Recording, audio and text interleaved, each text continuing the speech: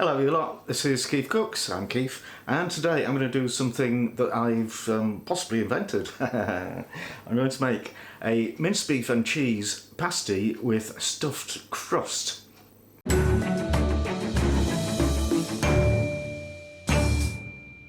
Before we start, got a couple of new fans on Patreon, yay. Katrina Sotomayor, I think, and Pete Rollo. Thank you very much, really appreciate it. And anybody else feels like becoming a Patreon, don't let me stop you.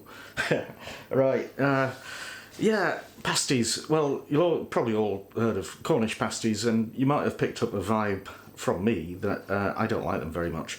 I like, you know, pies with where the filling is pre-cooked and there's a gravy or a sauce inside it, which you don't really get with a Cornish pasty because everything, the meat and the veg, go in raw. They produce a bit of juice, but not enough for me, sorry guys. Anyway, I was in town the other day and I was hungry, and I saw a pasty shop, and it wasn't like a Greggs, it was an independent place, and their pasties come from Cornwall. So I thought I'd try one, and my usual suspicion confirmed, not the greatest thing. But the pastry was good, and there was lots of it, especially around the edge, and that is, you know, legend has it, that was your handle for the tin miners to hold their lunch in without having to eat it and poison themselves. So pretty clever really, but it's a hell of a lot of pastry to get through. So that, well, you've heard of stuffed crust pizzas, they're a bit nice, and I thought, well, I wonder if that'll work on a pasty. It's got to, hasn't it? Anyway, if you enjoy this video, give it a like, share, subscribe, become a patron, make a donation, etc. And without further ado, let's do it. So, first thing to do is make your pastry. I'm going to do hot water pastry, which is my favourite thing. Well, it's one of my favourite pastries. It's very, very easy to do. It's the pastry that's used for pork pies, and a lot of people think you've got to use it while it's hot. This is not the case. You can use it when it's cooled down. In fact, we have to have it cool for this recipe, so don't worry about that. Honestly, it couldn't be easier. So you need 250 grams of plain all-purpose flour, a teaspoon of salt, 125 grams of fat. Now that can be all butter or all lard, or, as I've done here, a 50-50 mix. And that's cut into bits so it'll melt more easily. And then 125 ml of water, conveniently that's half a cup. So we need to pop these in a pan, heat up the water and melt the fat into it. So you want the pan on medium heat, not too hot. You don't want to burn the fat or boil the water. Just get them melted quite steadily and remove from heat. Right, there's the flour with the salt stirred in. And now we'll just add half of the fat and water. Stir that in. And then add the rest of it. And stir that in. Right, so that's come together in a nice ball, and what we need to do now is cover it and stick it in the fridge to cool completely. This is beeswax coated cotton, which is reusable and quite marvellous for things like this. Now to make the filling, I've got 250 grams of minced beef, a carrot diced, an onion diced, a small handful of frozen peas thawing in boiling water, and a half litre of beef stock made from a magic cube, because I'm a home cook, not a chef. Also, a couple of bay leaves, teaspoon of parsley, and a good grinding of black pepper. So there we go. Now, first thing to do is saute the onions and then the mince. So get a frying pan on medium heat and add a good glug of your favourite oil.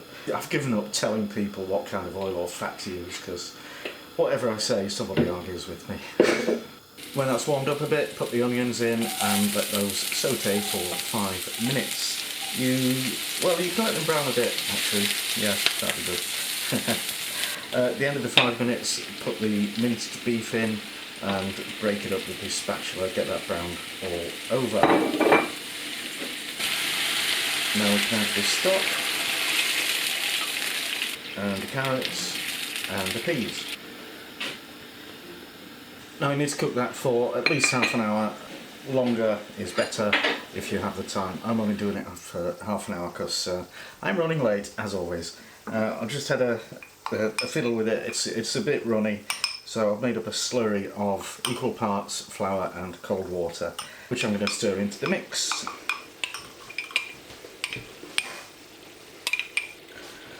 So I'll take out the bay leaves while I can find them, and then I've added a pinch of salt and something like Worcester sauce. Right, here's the finished meaty thing.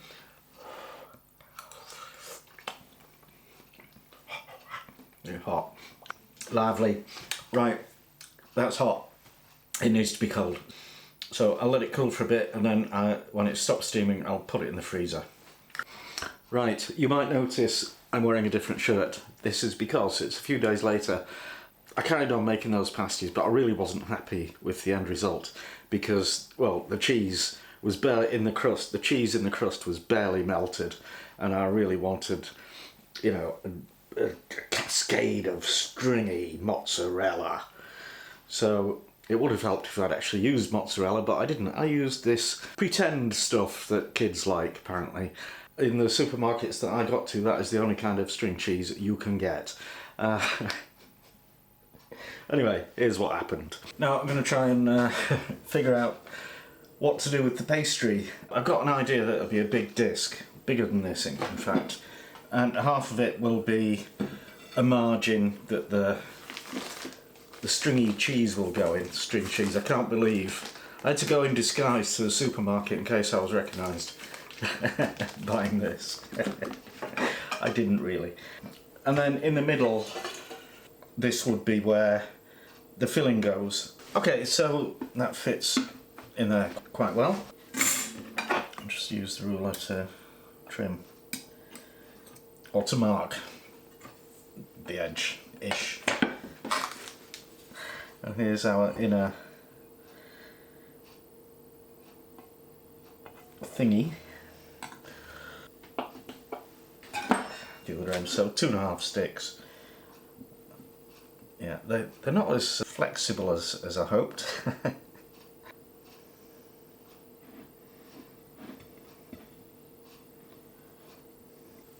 Fold it over, whoops, and press that down. Okay, let's cut one open and see if we can get a lovely stringy thing going on. Stringy cheesy thing.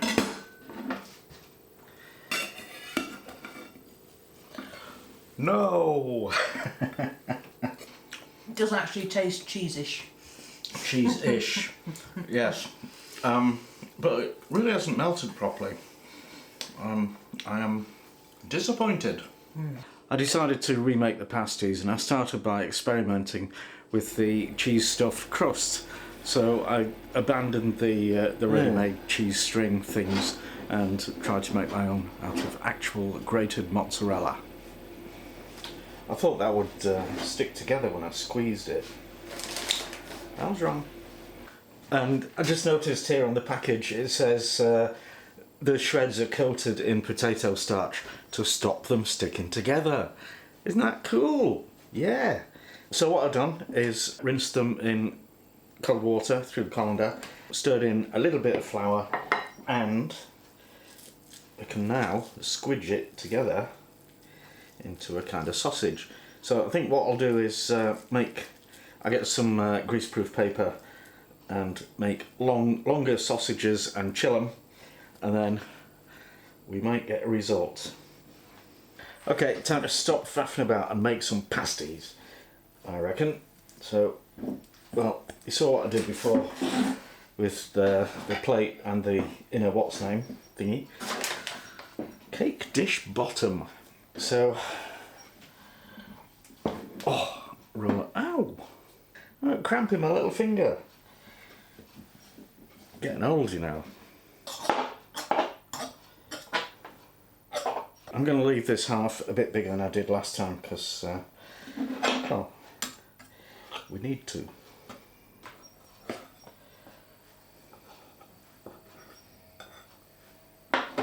Okay, let's put one of these babies together. So I've got my part frozen mozzarella stick. Alright, and then moisten the edge of the pastry and fold it over.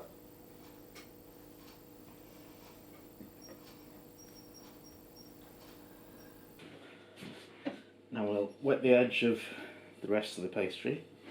Have some lovely meaty filling in the middle there. I've had to remake this, obviously, and actually used half the amount of carrot in this one because the last one was like carrot and meat. Okay, and I want to top that with cheese. So I've got an assortment. I've got some, I had a half a ball of mozzarella in the fridge from the last time I made this. Actual mature cheddar, grated. Don't tell Mrs. KeefCooks because she hates this stuff, but burger cheese, or you know, the very, very melty, not exactly cheese, but roll that over and seal it onto the crust. Right, there's my 2 pasties, and I'm going to glaze them, paint them with egg wash, which is just a beaten egg with a bit of milk. So I've got the oven heating to 170 Celsius for a fan oven, that's 190 for a conventional one. That's gas on the screen. This is the one with the extra cheese in. So I'm just going to whiz a bit of mozzarella on the top, just so I know. And also I'm going to stab it a bit so the steam should escape without breaking the crust. Right, I'm going to bake that for 30 minutes.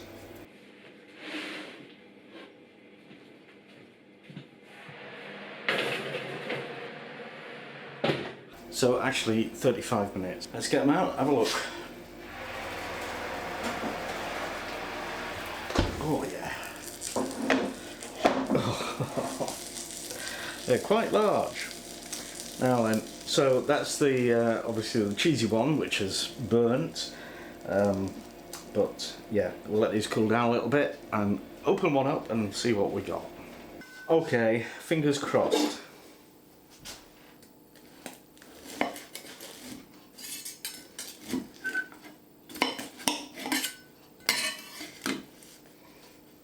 Oh, oh well, oh.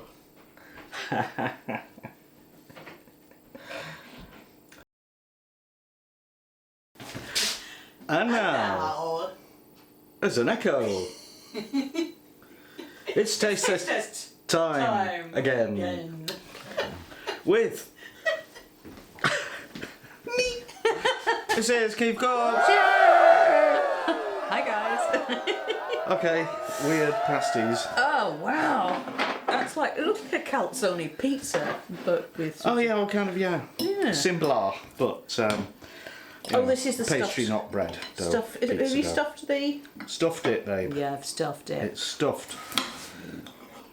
Oh, did you see that? That was a bit of stringiness. I don't know if you can see that on the camera. Yeah, definite stringiness. Oh, you've done it, babe. Oh, nearly. well done. Oh yeah, I've got proper squelchy cheese in here. I could live without meat, but cheese, ooh, no. So, is it the same filling you did before? Because I liked that. No, I made it again. No, I didn't mean was it the same batch. Okay. I meant was it the same? It's the same recipe, except fewer carrots. Alright. So, I guarantee this is great. Have a go.